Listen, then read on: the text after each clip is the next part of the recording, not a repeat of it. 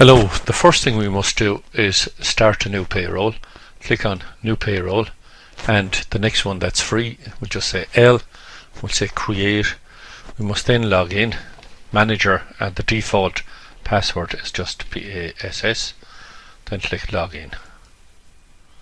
So now the payroll is created anyway, and the next thing we must do is set up the company payments and deductions, and that's from this point here, and payments and deductions.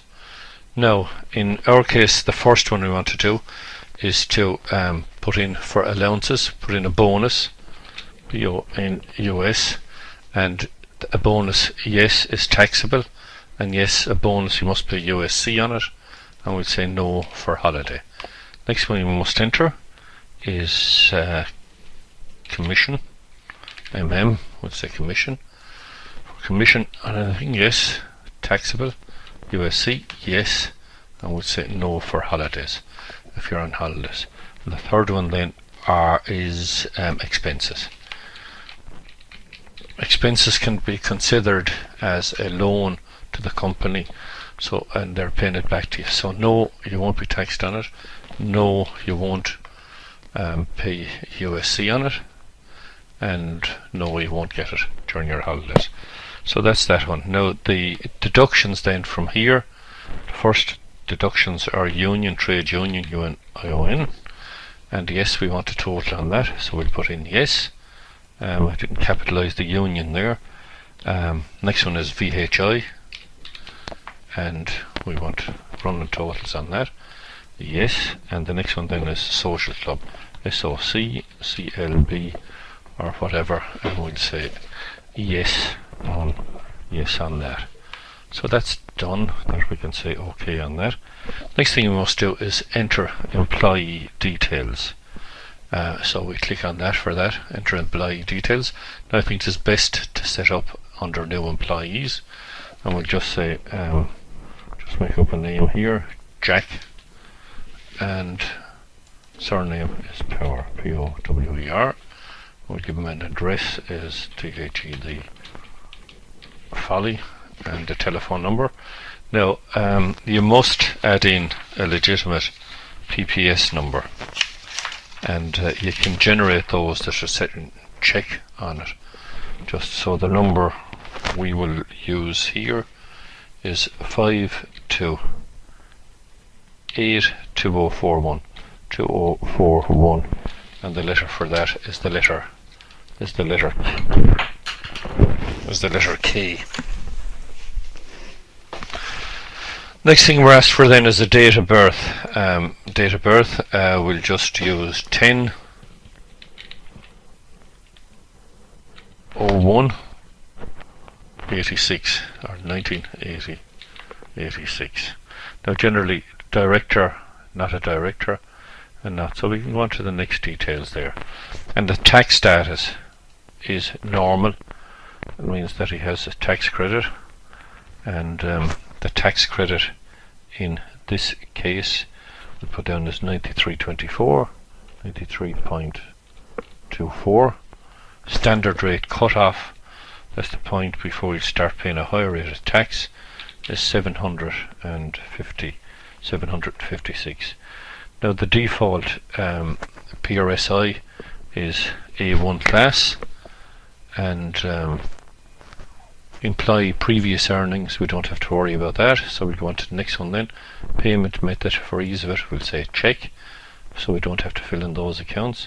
Basic hours is our basic hourly rate, I should say, is 28.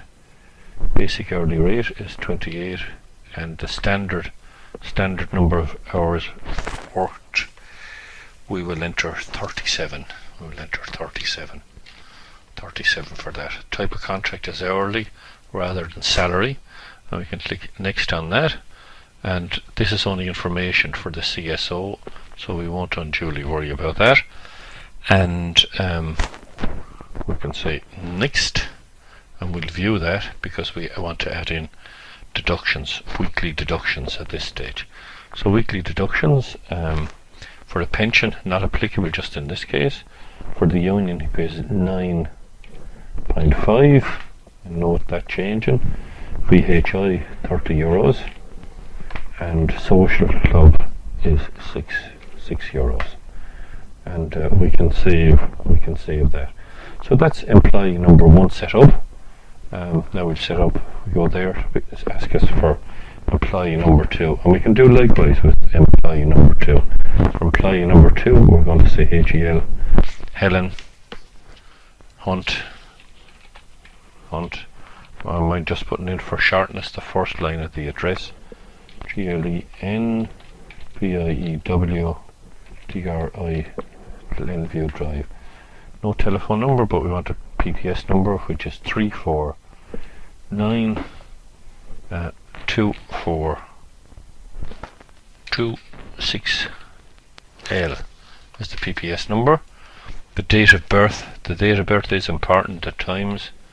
So if you don't have a PPS number, you must have a date of birth and an address. 1964. Again, we don't have to do those. Tax status is normal in this case. Tax credits, the weekly cut-off point or tax credits first. Tax credits 82.34, 82.34.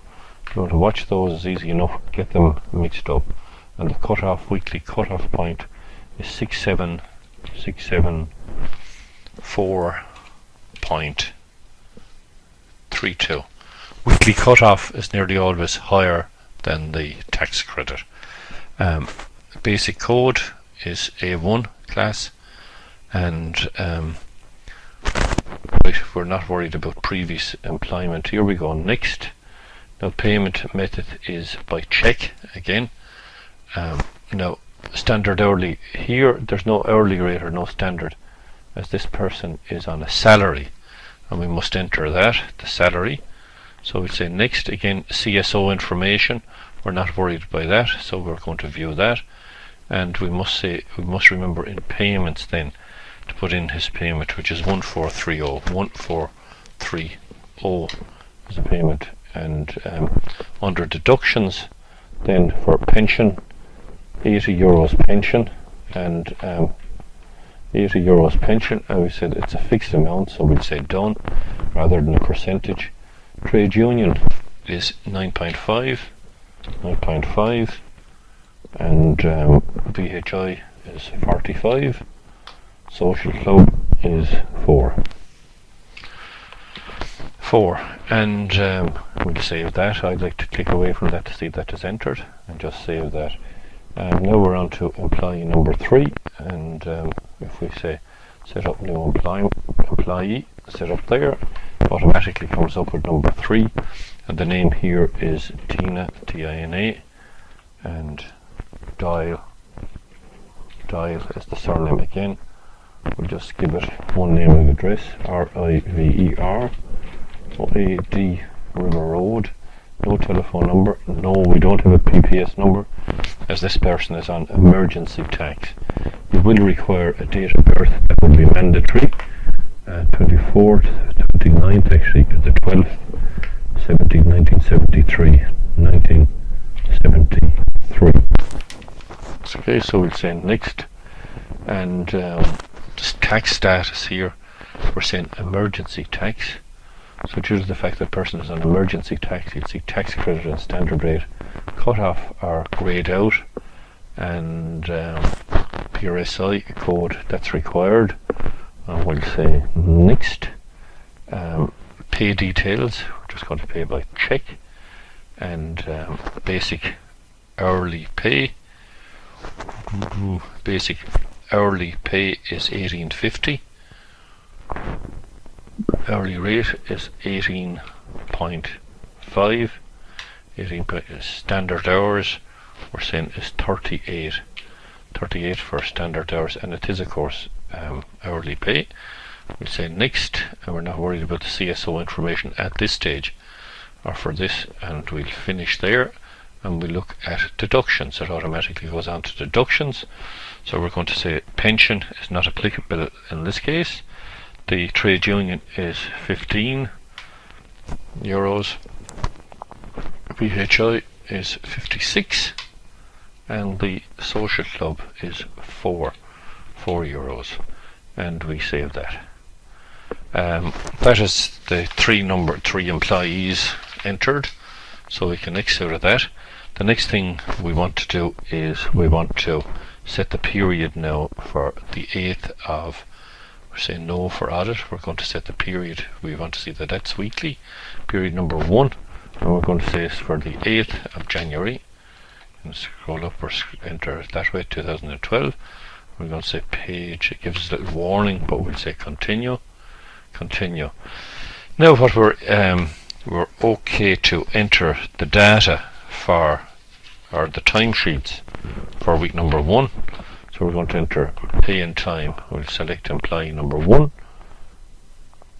and employee number 1, we can see that it's 3 hours at time and a half, 3 hours at time and a half, and it is 2 hours at double time, 2 hours at double time, and he gets a bonus of 60 euros. That goes on there, the bonus.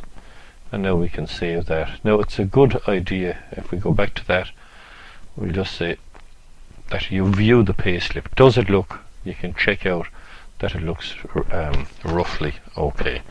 So right, we should be on to the next, we can click onto the next employee there, and the details for the next employee was on a salary.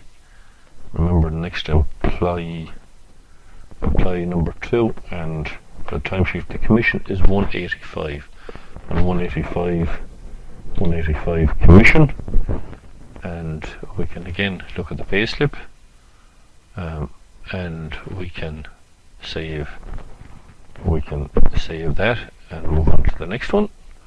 It's the third employee, and for third employee we're saying it's 5 hours at time and a half, 5 hours at time and a half, and at double time 2 hours at double time, and that's it. We can have a look at that again, and we can save that.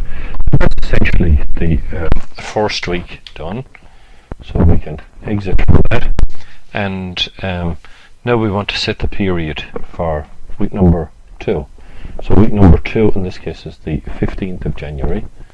It doesn't hold the last date, the 15th of January. Sometimes the 15th of January 2012, and continue. Now, again, what we're asked to do here is we're asked to make some modifications.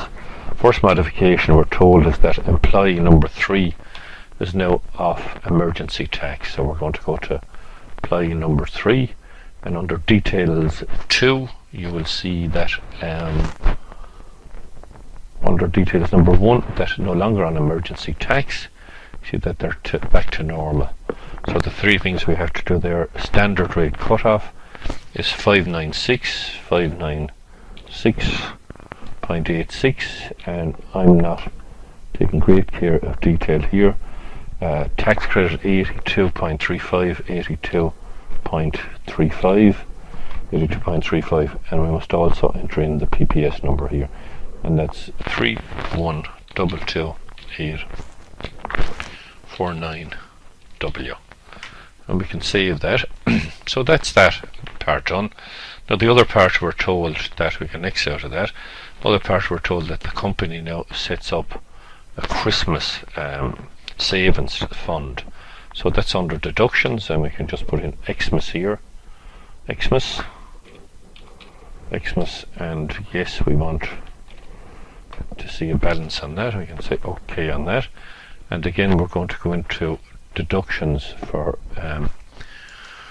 employee number 1, and under deductions we want Christmas is 45 euros there, and we'll save that.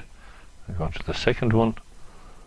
Second person is Helen Hunt, has 25, and I'd like to click just see that that is entered. We'll save that, and then go on to the third one, which is Tina Tile, is 22.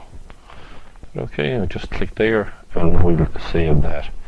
We're now ready to enter the pay slips, or the time and pay for week number 2. We'll go to employee number 1 first, and employee number 1 for week 2 is, we are saying that they have 8 hours at time and a half, 8 hours at time and a half, and for double time they have 5 hours. 5 hours at double time, and they have expenses for 105. Remember that expenses are not taxed. We'll have a look at the pay slip there, just check that, and we'll save that, and then go on to employee number 2, and employee number 2 in this case is a bonus of 120. Bonus, he's salaried, or he or she is salaried, bonus of 120, and expenses of 90 euros. And I like to click away from it just to see that is entered. Again, you can look at the pay slip. If it looks okay, then we will say save. And on to employee number 3. Pay week for employee number 3 is just double time, 10 hours at double time. We say 10 hours, and we can save that. We can we should have looked at the pay slip there. Pay slip, if that looks fairly okay. So that's that part done. Now the next thing we're asked to do is to look at reports. Now, first one we have to do is we have to look at pay slips, printing pay slips.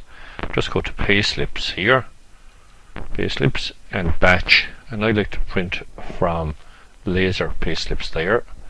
Just say whatever, select whatever the printer is, and press OK. Now the next one, second one we're asked for, then we'll unclick that and unclick that, and we were asked for employee details. Employee details is just there, and you needn't necessarily print batch, but we'll say print batch there, and you probably hear the printer in the background running. Next one we're asked then is a gross to net. Gross to net there, I can print that, print batch if you like, print batch. Next one then is a P30, click on that, and print report. Show quarterly subtotals, yes, and we don't really have to save the timesheet, that is it. Now, next thing we have to do is make a backup of it.